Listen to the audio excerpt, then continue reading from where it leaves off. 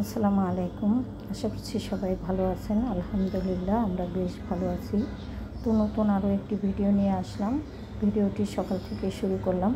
আজকের সকালের নাস্তায় ছিল খিচুড়ি। তো খিচুড়ি বা ডিম ভাজা এগুলো আমি সবই অফ ক্যামেরাতে করে নিয়েছি। এখন শুধু নাস্তাটা করব, আপনাদের সাথে একটু শেয়ার করলাম। আর প্রতিদিন এই এক নাস্তা করা নিয়ে কিন্তু আমরা আসলে বিভ্রান্তিতে পড়ে যাই, কি খাবো না খাবো এরকম একটা ব্যাপার। তার জন্য মাঝে প্রায় দিনই কিন্তু খিচুড়ি অথবা রুটি, সাদা খিচুড়ি, কোনো সময়ে হয়তো ভাত থেকে গেলে সেই বাসি ভাত, এরকমই তো নাস্তা করা হয় আমাদের। আসলে মাঝে মধ্যে কিনে এনেও খাওয়া হয়। তো আমাদের বর্তমানে একটু কিনে এনে খাওয়া কমই হচ্ছে, কারণ এখান থেকে দোকানপাট একটু দূরে, একেবারে মানে একটা কলোনির মতো জায়গা, তো সে কারণে এই কলোনির ভিতরে কোনো দোকানপাট নেই, কলোনির বাইরে যেয়ে তারপরে কিনে আনতে হয়। যাই হোক, সে কারণে আমাদের সকালবেলা আসলে ওইভাবে নাস্তাটা করা হয় না। তো সবাই দেখতে থাকেন সারাদিন কি কি কাজকর্ম করি। সকালের নাস্তা সেরে সাহেব কাজের স্থানে চলে যাবে, আর আমি আমার বাসার কাজকর্মগুলো শুরু করব। কারণ পুরুষ মানুষ বাসায় থাকলে কিন্তু ওইভাবে কাজকর্ম করা যায় না। সে কারণে আমি সবসময় আসলে ওনারা যখন বেরিয়ে যায় তখন এক দৌড়ে বা একেবারে 2-3 ঘন্টার ভিতরে সমস্ত কাজ একদমে করে শেষ করার চেষ্টা করি। তো যাই হোক, এখানে সকালবেলার নাস্তা খাওয়া দাওয়া চলছে, আমিও পাশাপাশি খেয়ে নেব। ছেলেরা এখনও পর্যন্ত উঠে নেই, তো এক এক করে উঠবে আর সকালে নাস্তা করবে, এটাই স্বাভাবিক। যাই হোক, সকালবেলার নাস্তা করে নিলাম। আর আমি ভিডিও করতে গেলে আসলে তো নাস্তা সেরে আসলে অফ ক্যামেরাতে সমস্ত সব কিছু কেটে কুটে নিয়েছিলাম। আর দেখতেই পাচ্ছেন কচু কাটতে গেলে কিন্তু অনেকটা সময় লাগে এবং হাত নষ্ট হয়ে যায়। সে কারণে আমি কিন্তু অফ ক্যামেরাতেই কচুটা কেটে পরিষ্কার করে তারপরে রান্নাঘরে চুলাতে বসিয়ে দিলাম। আর এই সময় আপনাদের সাথে একটু শেয়ার করলাম যে কিভাবে আমি কচু রান্না করি। তো এই কচু কিন্তু আমাদের কাছে খেতে ভীষণ ভালো লাগে এই সিজনে। ইলিশ মাছ দিয়ে খেলে তো আরও বেশি ভালো, সেই সাথে চিংড়ি মাছ থাকলে ভালো হয়। তো বাসায় কোনো রকমের মাছই নাই, তাই ভাবলাম কচু শাকের ডালগুলো এইভাবেই শুধু শুধু ভাজি করে নিব, আর কচুগুলো হলো ভেজে ভুনা করে নিব।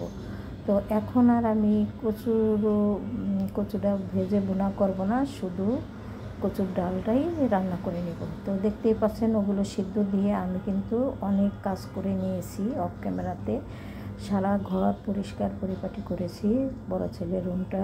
এই যে যদি ছেলেরা বাসায় থাকে তখন কিন্তু সুন্দরভাবে এইভাবে কাজ করা যায় না, আর ওরা না থাকলে আমি কিন্তু একদম সুন্দর করে পরিপাটি করে রাখতে পারি।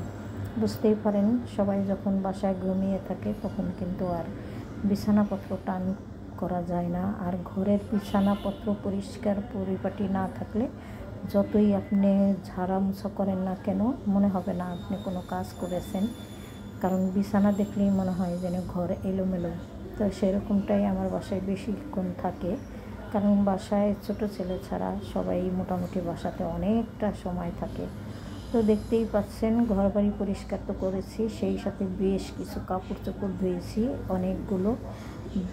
বুঝতেই পারেন বাড়ি থেকে আসলে কীরকম পরিমাণে কাপড় চোপড় ময়লা হয়। তো এই তো কতগুলো বারান্দাতে দিয়েছি, আর এই কতগুলো গামলার ভিতরে আছে, আর কতগুলো এই দেখেন টয়লেটের রশিতে ঝুলিয়ে রাখছি। তো এক এক করে পালাক্রমে শুকিয়ে নামিয়ে নেব, আর কিছু কিছু করে মেলে রোদে দিয়ে শুকিয়ে নেব।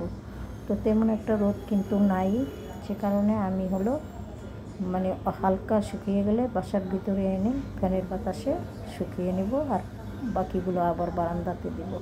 এইভাবেই কাপড়গুলো ধুয়ে নিতে হবে, কারণ অনেকগুলো কাপড় হয়ে গেছে। আর এদিক থেকে দেখতেই পাচ্ছেন আমি কিন্তু দুপুরের রান্না করতে চলে এসেছি। এখন আমি গোসল করে একবারে তারপরে এসেছি রান্নাঘরে।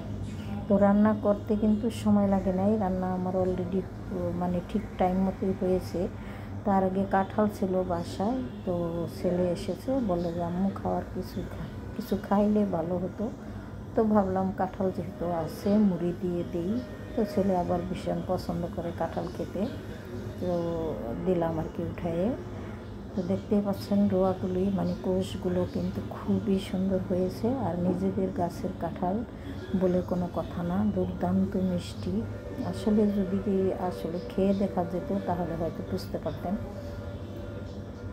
যতগুলো কাঁঠাল এনেছিলাম সবগুলোই খুবই সুন্দর হয়েছে। আর আমার বাসায় হলো কাঁঠালের চেয়েও কাঁঠালের বিচি সবাই বেশি পছন্দ করে। তো দেখতে পাচ্ছেন ছেলেকে উঠিয়ে দিলাম, আর বাদ বাকি কোষগুলো আমি হলো এখনই উঠিয়ে একটা বক্সে করে রেখে দেব। কাঁঠালের দিয়ে আর হাত নষ্ট করতে চাই না। যাই হোক, এদিকে কাঁঠাল উঠিয়ে দিয়ে আবার চলে আসলাম কিচেনে। দেখতেই পাচ্ছেন কি করতেছি। এখানে রসুন আর হলো শুকনো মরিচ আর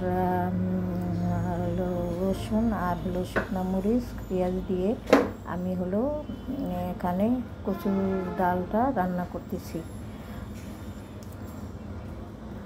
তো বেশি কিছু লাগে না, শুধুমাত্র শুকনো মরিচ ফোড়ন দিলাম, আর সেই সাথে বেশি করে রসুন, কাঁচা পেঁয়াজ, কাঁচা মরিচ, আর সাথে একটা ছোট্ট তেজপাতা দিয়েছিলাম, একটু সেন্ট হবে।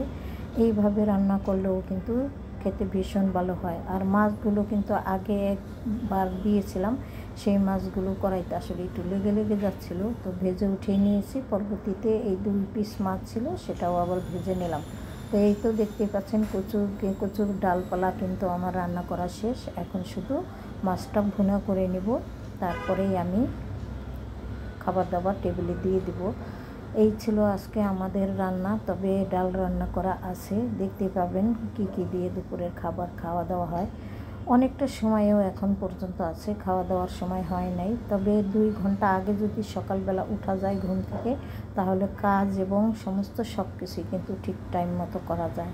তবে আমরা তো বেশিক্ষণ একটু সকালবেলা শুয়ে থাকি, সে কারণে অনেক সময় আসলে এলোমেলো হয়ে যায় দুপুরের খানাপিনা বা সমস্ত সব কিছুই। সকাল থেকে শুরু করে সন্ধ্যা পর্যন্তই সেদিন এলোমেলো থাকবে, কারণ ওই 2 ঘন্টা পিছিয়ে উঠেছি। সে কারণে আসলে ঘুম থেকে সকাল সকাল ওঠাই ভালো। এত চেষ্টা করি, তারপরেও কিন্তু অনেক সময় পারি না, কারণ শারীরিকভাবে একটু অসুস্থ আছি। সব সময় অসুস্থ থাকি এটা বললে হয়তো আপনারা বলবেন যে কেন। আসলে প্রেশারের মানুষ, হাই প্রেশার বলতে কথা, যে কোনো সময় উঠে যায়। তো যাই হোক, এখানে কিন্তু আমার রান্নাবান্না এই পর্যন্তই আজকে। সবাই ভালো থাকেন, সুস্থ থাকেন, আমার পাশে থাকেন, লাইক কমেন্ট শেয়ার করেন, সেই সাথে সাবস্ক্রাইব করে আমার পাশে থাকেন। আল্লাহ হাফেজ, আসসালামু আলাইকুম।